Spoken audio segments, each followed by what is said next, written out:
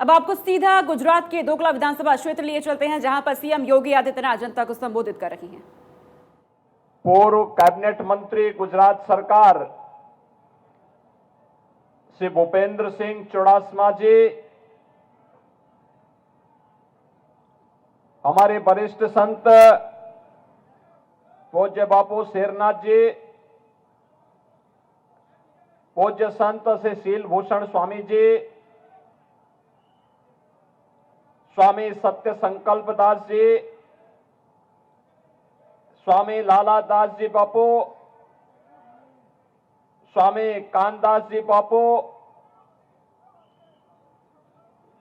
Bharatiya Janata party की प्रदेश की उपाध्यक्ष श्रीमती वर्षा बहन जी, श्री हर्षद गिरी गोस्वामी जी, भारतीय जनता पार्टी के लोकप्रिय प्रत्याशी श्री किरीट सिंह डाबी जी, आज के इस कार्यक्रम में उपस्थित भारतीय जनता पार्टी के सभी पदाधिकारीगण और भारी संख्या में आज के इस धोलका विधानसभा क्षेत्र में उपस्थित इस क्षेत्र के सभी उपस्थित भाइयों बहनों, गजानन गणपति और चेहर माता की इस पावन धरा को नमन करते हुए मैं आप सबका हृदय से अभिनंदन करता हूं। भाइयों बहनों, अभी 2 दिन पूर्व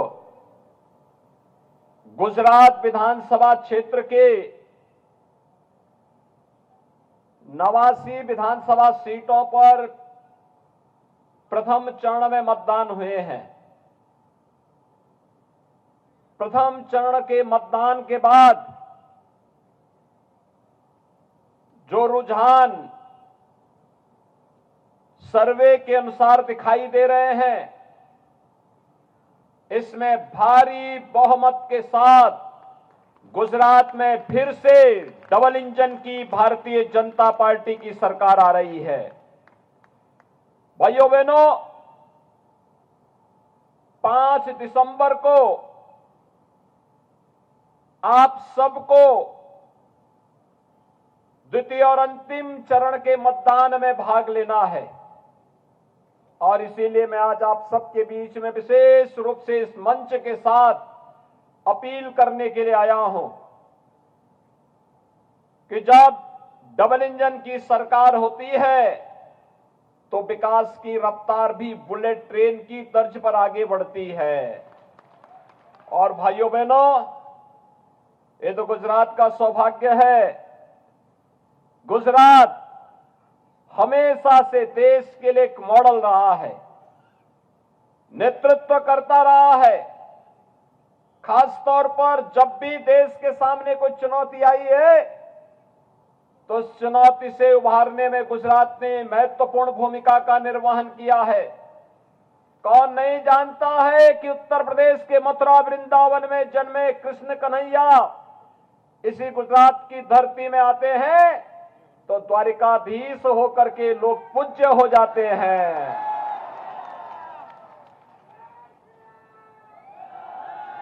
कौन नहीं जानता कि उत्तर प्रदेश की धरती में जन्मे भगवान स्वामीनारायण गुजरात की धरती में आते हैं, भगवान स्वामीनारायण के रूप में लोग पूज्य हो जाते हैं। और भाइयों बहनों, ये गुजरात की धरती का महात्मा है। सामाजिक बिखराव की स्थिति जब मध्यकाल में मुगल आक्रांताओं के कारण भारतीय समाज में देखने को मिला था, तब स्वामी दयानंद सरस्वती भी इसी धरती की देन है। देश की आजादी में जब किम कर्तव्य विमूढ़ की स्थिति दिखाई दे रही थी, लोगों में यह भय था कि पता नहीं क्या होगा, देश लगता है कभी आजाद नहीं होगा। उस समय देश की आजादी को मुखर स्वर देने और उसका नेतृत्व करने के लिए आजादी के आंदोलन के महानायक राष्ट्रपिता महात्मा गांधी आए। और जिनके नेतृत्व में देश स्वाधीन हुआ, ये भी गुजरात की धरती की देन है। भाइयों बहनों, ये गुजरात की धरती की देन है। देश की आजादी के बाद भारत का एकीकरण का एक चुनौती थी। कौन नहीं जानता कि जूनागढ़ का नवाब और हैदराबाद का निजाम कभी भी भारत गणराज्य का हिस्सा नहीं बनना चाहते थे, लेकिन लौह पुरुष सरदार वल्लभ भाई पटेल ने एक ही बार कह करके कि अगर बातों से नहीं मानोगे तो दूसरी भाषा में समझाएंगे। जैसे 561 रियासत भारत गणराज्य का हिस्सा बन रही है, वैसे ही जूनागढ़ और हैदराबाद को भी बनना पड़ेगा। और भाइयों बहनों, सरदार साहब की सूझबूझ और दृढ़ इच्छा शक्ति के सामने उस समय जूनागढ़ और हैदराबाद को भी भारत गणराज्य का हिस्सा बनना पड़ा था। 563 से अधिक रियासतों को भारतीय गणराज्य का हिस्सा सरदार साहब ने बनाया था।